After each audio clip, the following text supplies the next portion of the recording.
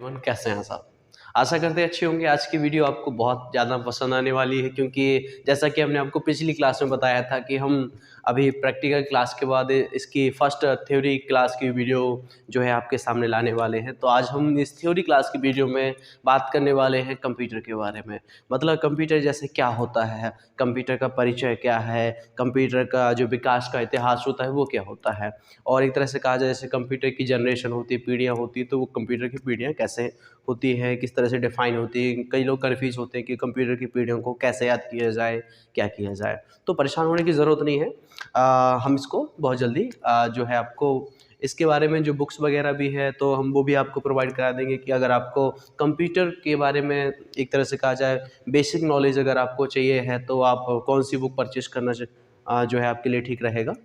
तो ये सारी चीज़ें हम आपको शेयर कर देंगे। हालाँकि अभी आज के जो है इस सेशन में हम आपको बताएँगे कंप्यूटर क्या है, कंप्यूटर का परिचय क्या होता है, जैसे कंप्यूटर का फुल फॉर्म हुआ, कंप्यूटर की डेफ़िनेशन हुई और कंप्यूटर का डायग्राम हुआ और कंप्यूटर का विकास का जो इतिहास है और कंप्यूटर की पीढ़ियाँ। तो चलिए इसको शुरू करते हैं। तो देखिए जैसा कि हम आपको सबसे पहले आज की वीडियो में बताने वाले हैं कि कंप्यूटर होता क्या है। तो सबसे पहले बात करने वाले हैं कंप्यूटर क्या होता है। तो जैसे कंप्यूटर को कहा जाए तो कंप्यूटर है क्या? कोई भी अगर आपसे पूछ लेता है कि कंप्यूटर क्या होता है, तो आपको सीधा-सा उसका एक उत्तर देना है कि कंप्यूटर एक इलेक्ट्रॉनिक डिवाइस है। मीन्स दैट इलेक्ट्रॉनिक मतलब बिजली से चलने वाली।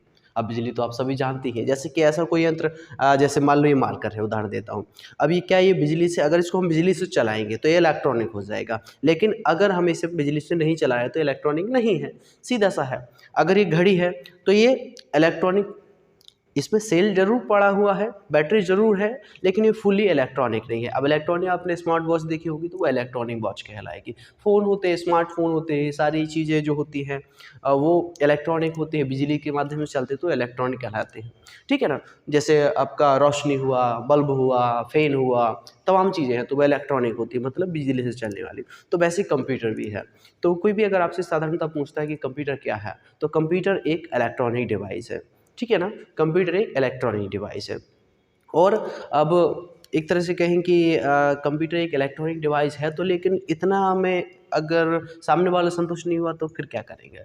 क्या एक लाइन में ही इसकी परिभाषा है? तो नहीं, एक लाइन में परिभाषा नहीं है। है परिभाषा बड़ी लेकिन हम आपको परिभाषा बहुत ही ईज़िली सिखाएँगे। ना आपको इस परिभाषा को याद करने की ज़रूरत है, ना कुछ। अगर आप वीडियो को जो है 1 से 2 बार देख ही लेंगे तो आपको मैं दावे के साथ कहता हूँ कि आप इस वीडियो के माध्यम से ये सीख जाएँगे कंप्यूटर की परिभाषा होती क्या है एक्चुअल, ठीक है? तो हम आपको बता देते हैं सबसे पहले जैसे कंप्यूटर शुरुआत कहाँ से होती है, क्या है, क्या नहीं है। तो इतना तो आपको क्लियर हो गया कि कंप्यूटर की जो परिभाषा अगर कोई पूछे तो आपको क्या कहना है, कंप्यूटर एक इलेक्ट्रॉनिक डिवाइस है। और अगर आगे 2 शब्द इसमें अगर आप जोड़ना चाहें, तो कह सकते हैं कि कंप्यूटर एक इलेक्ट्रॉनिक डिवाइस है के बाद ये एक ऐसी मशीन है जो छोटे से छोटे और बड़े से बड़े कामों को आसान माध्यम में कर देती है। जैसे कहें कि मान लो हमने आटा का उदाहरण दें, पहले हम लोग आटा गूँथते थे, ठीक है ना? या फिर आटा मिक्स होता था, पीसा जाता था, गेहूँ पीसा जाता था, तो पहले वो हाथ के द्वारा होती थी, अब मशीनीकरण हो चुका है। पहले हम लोग जो है घर में यूज होने वाले बहुत सारे उपकरण हैं, जैसे दाल बनाना हुआ, उसको मिक्स करना हुआ, तो वो पहले हम हाथ से करते थे या फिर जो हमारे नॉर्मल उपकरण हैं, उनका यूज़ करके करते थे। लेकिन वर्तमान समय में उनका क्या कर रहे हैं, हमारे पास मिक्सी है, ग्राइंडर है, सारी चीज़ें हैं और बहुत सारी चीज़ें हैं जिनको हम अलग तरीके से कर रहे हैं। इलेक्ट्रॉनिक माध्यम में हम लोग जुड़ चुके हैं। अगर हमें मान लो जो है ठंडा खाना हुआ कुछ भी तो हम लोग फ्रीज़र का यूज़ करने लगे हैं। बहुत सारी चीज़ें हम लोग रेफ्रिजरेटर के माध्यम से कर लेते हैं। तो वैसे ही सीधा-सा कहें कि इलेक्ट्रॉनिक डिवाइस है तो, लेकिन ये छोटे से छोटे हमारे और बड़े से बड़े काम को कैसे कर रही है आपने समझा ना? कि छोटे से छोटे काम और बड़े से बड़े काम को वो ऐसे करती है कि जैसे मान लो अगर आपने उसको कह दिया कि हमारा एक डेटा कॉपी कर दो, तो फट से कॉपी कर देगी। अब आप उसको कहोगी एक हमारी फ़ोटो बना दो, वो उसको भी कर देगा। अब आप कहो उसको कि हमारा एक बैनर तैयार कर दो, तो बैनर भी तैयार कर देगा। अब कहो कि हमारा डेटा सेंड कर दो, आगे भेज दो। क्या है कि आज के समय में देखिए ईमेल भी होता है, हम लोग ईमेल भी करते हैं मोबाइल के माध्यम से और गेम खेलना हुआ वो भी कर लेते हैं मोबाइल के माध्यम से। और ये मोबाइल अब मोबाइल की बात मैंने क्यों की, क्योंकि मोबाइल भी एक प्रकार का कंप्यूटर होता है। अब जैसे कंप्यूटर के जब हम इसके प्रकारों को आपको पढ़ेंगे, पीढ़ियाँ आगे चीज़ें पढ़ेंगे तो हम आपको बताएँगे कंप्यूटर का मोबाइल से कैसे कनेक्शन है। वैसे तो सभी लोग आप लोग इतने समझदार हैं ही, जानते ही होंगे। तो मैंने साधारणतः आपको बताया ही है कि कंप्यूटर छोटे से छोटे और बड़े से बड़े काम को कैसे करता है। चाहे फिर वो आपका नया फ़ोल्डर बनाना हुआ या फिर फ़ोल्डर में डेटा रखना हुआ या फिर बहुत सारी ढेरों जीबी के आजकल जो है बड़े-बड़े कैमरे चल गए हैं जिनसे वीडियो रिकॉर्ड होता है या फिर एक तरह से कहा जाए शादी विवाह का जो वीडियो बनता है, फ़ोटोग्राफ़ी होती है तो वो काफ़ी एक लंबे चौड़े एमबी जीबी में हो जाती हैं। तो उनका डेटा कॉपी करना हुआ, सारे से बड़े काम जो भी करने हुए वो कंप्यूटर के माध्यम से आप आसानी से कर सकते हो। तो इतना सा हम ऐसे कह सकते हैं इसको। तो सबसे पहला कि लाइन क्या हो गया कि कंप्यूटर एक इलेक्ट्रॉनिक डिवाइस है। इसके द्वारा हम छोटी से छोटी तथा बड़ी से बड़ी क्रियाएँ कर सकते हैं और अब इन क्रियाओं को कहा जाता है तार्किक क्रिया कराएँ। तार्किक क्रिया, तो इसका एक जैसे डेफ़िनेशन अगर आपको लिखना है बाय द वे अगर आपको एग्ज़ाम्स की आप तैयारी कर रहे हो जो है या फिर अपने भाई-बहन के लिए आप पढ़ाना चाहते हो, कुछ भी करना चाहते हो, तो इसमें आप ऐसे लिख सकते हो कि कंप्यूटर एक इलेक्ट्रॉनिक डिवाइस है। इसके द्वारा हम छोटी से छोटी तथा बड़ी से बड़ी तार्किक का मतलब होता है बारीक से बारीक। जैसे आपके आपने एक तरह से कहा जाए आपके बाल हैं, तो बाल का भी एक बाल को अगर आप तोड़ लेंगे तो उसका भी एक व्यास है, मतलब आप जितने लेवल पर आप देख भी ना पाओ, उससे छोटी से छोटी भी क्रियाएँ जो है कंप्यूटर आसानी से करके दे देता है। क्यों? क्या है कंप्यूटर की वर्तमान समय में जो गति है पहले के कंप्यूटर की तुलना में बहुत ज़्यादा गति है। आज के कंप्यूटर की जो गति है वो 10-9 है। मतलब एक तरह से कहा जाए जैसे मैं आपको बताऊँ जैसे 1 सेकंड है, हम लोग अगर कीबोर्ड से टाइप करते हैं ए, तो कंप्यूटर अगर हमें बताता है ए, तो वो इमीडिएटली दिख जाता है। हमें लगता है कि 1 सेकंड लगा, नहीं, 1 सेकंड नहीं लगा। कंप्यूटर जो होता है माइक्रोसेकंड, इसके मिलीसेकंड, नैनोसेकंड ये सारे जो है सेकंड के अंदर कंप्यूटर गणना करके आपको प्रोवाइड कर देता है। तो परेशान नहीं होना है, हम आपको इसके बारे में बताते हैं। सबसे पहले हम आपको इसके डायग्राम से क्लियर कराते हैं कि डायग्राम है क्या इसका? कैसे देखिए, किन-किन चीज़ों से मिलके कंप्यूटर बनता है। जैसे कि ये नॉर्मली हम आपको बता देते हैं। लीजिए ये हमारा मॉनिटर हो गया, ठीक है। सेकेंडरी हमारा ये हो गया कीबोर्ड। इस तरह से हम ये बटन्स हो गए, हमने एक उदाहरण के लिए आपको बता दिए हैं, ठीक है। ये हमारे पास माउस हो गया, ये लीजिए, और ये हमने यहाँ पे सीपीयू रख लिया।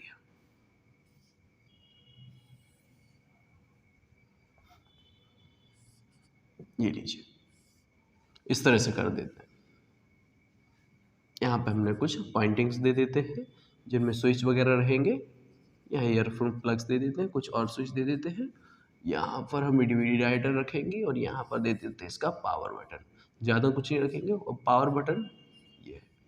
इसको इस तरह से डिज़ाइन करते हैं। हाँ, अब इन सारी चीज़ों को हम इससे जोड़ देते हैं। ये लीजिए,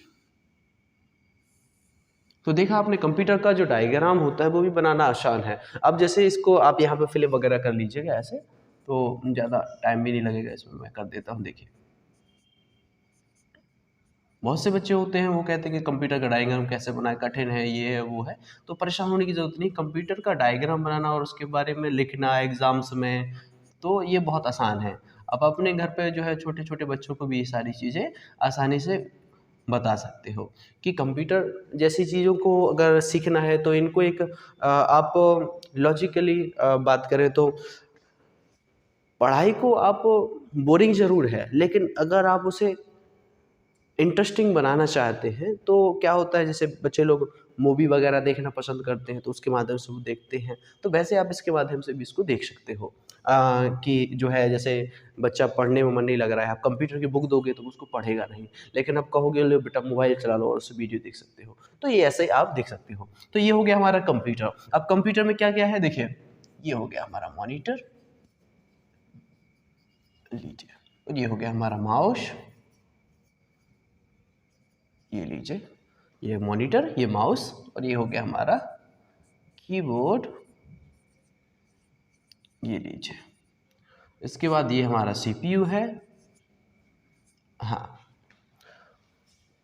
ये देखिए, अब सीपीयू का हम फुल फॉर्म बता देते हैं। सीपीयू का जो फुल फॉर्म होता है वो होता है कंट्रोल प्रोसेसिंग यूनिट, ठीक है।